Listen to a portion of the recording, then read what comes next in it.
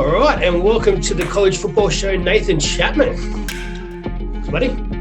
Hey, yeah, Chris. What's going on, mate? But mate, you are the founder, director, head coach, whatever it is, of Pro Kick Australia, a great system we have out here which teaches young kids how to punt to football, really, the way that they should be. I'm old enough to sort of remember you as an AFL star back in the day. You spent a bit of time with the Lions and the Bears before moving on to the Hawks, which is one of my most hated AFL teams, but I'm sure we'll touch on that after. You also spent a bit of time with the Green Bay Packers. Sort of touch on that a bit for us. How'd you end up with the Packers? Yeah, well, like I said, I'd done a bit of footy with the Bears, and we merged to the Lions. And then down at Hawthorn, so I spent 8 years in the AFL there, and literally, I'd sort of known about the American football stuff, and really when I finished at the AFL, I was just keen to do something else. Really, just needed to get my teeth into try and find that desire or a passion or a direction again, and I always liked to kick a ball, so. Although I guess that part of it took like 3 years to get to the Packers itself. There's a lot of training and a lot of emails and a lot of late nights making phone calls. And the initial phone call to Green Bay was 3 years later. So there was a lot of time. Not doubting myself. I knew I sort of felt like I was going to get there. I just didn't know how or when or how long it was going to take. So I was really pumped to get there, and obviously to be back involved in that environment. And I think they just won the Super Bowl the year before or something. And although then Brett Favre was there, and it was literally it was a dream come true to be back playing sport. Dream man, yeah, definitely. And that was sort of back in the day when there wasn't too many Aussies getting around over there as well. No, it was pretty early. And, I know there'd been a few guys, in between trying to get over there. And so to be signed, was as one of the early ones. It was do you know what? You look back at it and go, oh, okay, actually, not many had gone prior. Yeah. But at the time, it was just, that sort of stat didn't matter. You're just involved in it and engrossed into what you need to do next and trying to learn every day. Yeah, exactly. So was that sort of a reason that you started the Pro Kick system, trying to get more Aussies involved in the game? Yeah. So I'd spent that sort of 8 months at the Packers, got let go, came back, tried the next year, had a mini camp with Chicago, work out at Cincinnati, didn't get signed. And then it was a case of, look, I really enjoyed it. I'd sort of been over 3 years in a row. I wasn't flush with money. And it was just a case of, hey, listen, I've got to put my energy somewhere else. Felt like I'd had a reasonable crack at it, even though the way I went about it wasn't ideal. Again, it sort of led to, hey, listen, there's plenty of guys who can kick. We just need to show them the right way to be able to go across there so there's some longevity. And that's probably what sparked it and started the idea. So just felt like I wanted to and still be involved in the sport. Yeah, nice. So there's been a lot of Aussies come through the Pro Kick system, and we'll sort of talk about that after. But tell us how the Pro Kick system works and how you guys sort of find these young kids and train them up and sort of get them to colleges. Yeah, okay. Early on we had to try and look for people. At the moment, it's sort of a little bit more word of mouth and referrals. For guys coming down, there's plenty of college football on ESPN and Fox and all that type of thing that are showing games. So there's a real interest there, and I reckon that's helped a lot. I think we put out a stat the other day to say we'd done 148 scholarships. So if you sort of do the 6 degrees of separation and someone knows someone who knows someone who knows someone, then that sort of spreads out across Victoria, Perth, Adelaide, wherever, to say that there is a really good pathway here that we put together. And then it starts with an email and an assessment. And then we're looking for, in case it's invite only, but we've got to do the assessment. We've got to look at the academics, and then we basically put a proposal together as to whether we think we can get an outcome. And then we go about our training. So if the young man decides that that's what they want to do, and we've suggested we can really, really help them, then they get involved. Pre-COVID, it was 4 to 5 sessions a week. Trying to expect 5 to 6 days in the gym, and learning a bit of both between mechanics, technique, fluidity, rhythm. Getting used to the equipment, the speed, the direction, how to be good at this, the wind conditions, and so so Johnny Smith and myself are really big on them, also pushing them past their comfort levels so that they're really getting themselves ready for what is basically professional sport. So for a young man to sort of come across and start training, but may not have been involved in a football, an elite football program, it's a pretty big deal. So we've got to try and bring them up to speed and that, get their body right, get them in shape, and realise that they can't. We don't want them to break down once they get to the gym or when they get to playing footy, and then it's a big shock in front of so many people, and then the pressure comes on that. So we sort of it's probably why it takes 12 plus months to get guys across there to know that they're in a really good position to play. So you're sort of coming across these kids at the age of 16, 17, 18? Like, are they they're ending high school here and wanting to then go over? Yeah, we're getting all sorts of ages. We've got 14-year-olds who are interested. We've got guys who are 25, 26. So if you're eligible to go, then that's one part. We still got to make sure it's right for them. They've still got to understand that they've got to want to get back into study. It's about the academics. They just kick the football along the way, and everyone talks about the football side of it. So, we don't mind if someone older, just by circumstance, their life has put them in a direction that's kept them busy, working on their parents' farm. They've had to do a trade. They've had to do whatever, and they've just played football to, because that's what they've always done. And then they see the light, or they see a change, or they need a change in their lifestyle.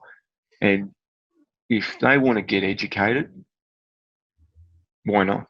Why not help them? And so, we've had a few naysayers in the past talk about the age, etc., which I reckon is just horse crap, because who is it for someone else to basically say they can't get educated and chase a dream? So we make sure everyone in our program gets their degree and or masters, and so I think it's a really good thing, and we'll continue to do so. Yeah, that's awesome. I've had one of your guys on the show a couple of weeks back, Jameson. He is with the California Golden Bears, top young kid. You guys have had Michael Dixon come through this system, Wisnowski's come through this system. You've had a lot of big names. The Ray Guy Award is the award given to the top punter in college every year. I think an Aussie's won it the last 7 of the last 8 years. You're certainly making a name for themselves over there. What's the most proud of you are with this system? Is it the kids that you see, the look in their eye when they get drafted? Like, is it the education? Like, how do you feel the most proud with this thing? Yeah, look, the awards happen for guys when they put in the hard work, and it doesn't matter what award you win. You do hard work. You got to be good at your craft, and you got to have a lot of luck along the way. You can play really well, do a good job, but not have to punt much, and you're not even nominated for the award. Doesn't mean you're not the best player or whatever. So, we like the fact that, absolutely proud as punch the guys who've won the award for multiple years, which is good, and it spurs them on. But again, we don't mind using that as spurring the American lads on to want to win it back as such, which then spurs our guys on to want to keep it. So we're really, the award thing's just a bit of fun along the way. Super proud of it. Massive fans of Ray Guy, so the respect we've got there is tremendous. But really, the reward internally is sometimes seeing guys' lives change through their degree, and to play, and again to see them enjoy reconnect with their family sometimes, get other family members involved, and then in 4 years' time see the fancy hat and the ribbon and the degree papers.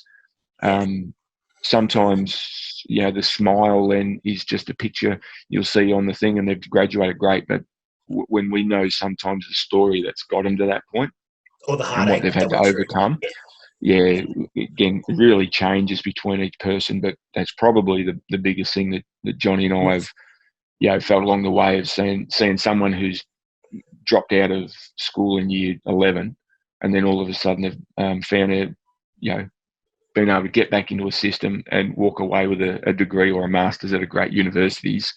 So pleasing. Yeah, nice. Now, obviously there's a few huge names out there, but give us a name or two which no one's heard of yet that you think will be big next year, the year after. Like, obviously you guys are still training these kids at the moment. Who will be a big household name sometime soon? Yeah, you're right. Okay. Who are we excited about? So are you saying, so I'm not allowed to, someone who's not played yet, but they're about to come onto the scene? They're about to come on the scene. Yeah. I'm taking notes too. So okay. Holding you to this. All right. Okay. I think you'll expect big things from big Jeremy Crawshaw who's just gone to Florida. Yeah. I think you'd expect big things from Alex Mastromano, who's just gone to Florida State. Nice. Yep. Young Daniel Cerny, who's just flying across. He'll be at Nebraska. Very good. Yeah. Who else we got just going over there now? Better look out for Jack Dawson at Troy. Cool. Yep. Real talented young cat who's nice. He'll be an interesting character. I'm forgetting somebody who's going to go across. Those four have just sort of, a couple of them have been doing spring training and haven't played, and then a couple are literally on the plane as we speak, nice. Heading to America. So there's a couple of names. We've got a few more up our sleeve that but they're potentially going in January. So next year, and we sort of didn't touch on this earlier, but what do you guys got at the moment over there? You've got 10 teams covered, 12 teams covered. Like, you guys seem to have a punter in almost every division, every in college. Yeah. There seems to be heaps. Okay. I think I think the number we've got who will be actively playing over there this year it's more like 85. Oh, Jesus, that many. Far out. So there you go. I should have done my research. Well, when you say it sounds like there's one in each conference, we might have 6 or 7 in the Big Ten. So it's like, nice. And it changes. They come and go. The circumstances can change sometimes about who needs to go when and where. And this COVID's playing funny buggers to the system. But there's plenty over there. Great, real good network and family of guys who are looking out for each other. Yeah, just sort of touching on the COVID situation. You guys down the south are sort of having a few issues at the moment. You're sort of having a second wave come through. Training is a bit different at the moment. It's been different for 3 or 4 months now. So, what went from being able to train in a group of 40 was we've probably got about 45 in our program currently, and that went from then we had guys who went back home interstate just when that first wave came through, and then training numbers had to go down to groups of 10, and then all of a sudden it was down to being able to train 2 at a time. So it just sort of made us readjust. But what was probably good about it was, even though we were spending more time on the field as coaches, it gave us a real good chance to reconnect with the newer blokes to get their technique in order. A real focus on it. So, so the timing of a number of guys who needed to leave to go and play, i.e. getting on the plane now, they just needed to kick balls and keep their legs swinging. The new guys, they're in that technique phase. They need to get over a hurdle. So by them not having to compete in a big group, can really make them focus on their technique a lot more. And so that another month or two of that, when we, hopefully potentially open training numbers up again, they should be a lot further along. But then we're just going to have to, smash them until Christmas. Yeah. Look, obviously with all the guys that have sort of come through, everything you're teaching is obviously working. Have you had any Americans want to come over here and get taught the Aussie way? Yeah, had a couple actually, been really good. I even had a young man from Ireland, and there'll be sort of more. So Alex McCourt came over here, was here for 12 months, lad from Florida. And absolutely, adopt him like a son, and he's now got a bunch of pro kick brothers that really get along. Sam Loy came across a number of years ago. He's from out of California. He's now finishing off his senior year at Arkansas at the moment. Okay. And then Dave Shanahan's a young man who's from Ireland, or is he from Dublin, Ireland? So he's from.